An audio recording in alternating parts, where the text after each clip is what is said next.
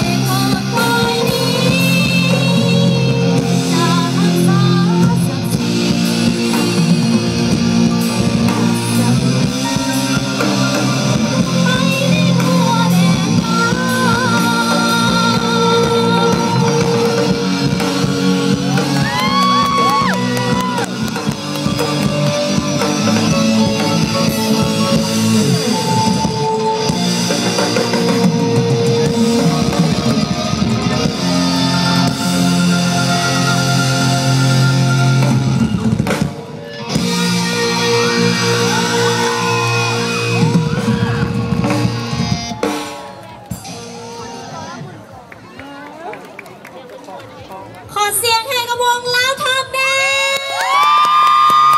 งต่อไปเนาะเป็นวงกันดารเนาะขอเชิญเกียมโตทางด้านข้างเวทีได้เลยเนาะสำหรับวงลาวทองถ้าเกิดว่าผู้ใดเสียเนาะอยู่เบิงจนจบเลยเนาะว่าเพิ่นจะได้รับรางวัลชนะเลิศกันหรือบอและต่อไปวงต่อไปเนาะเพิ่นจะมาในบท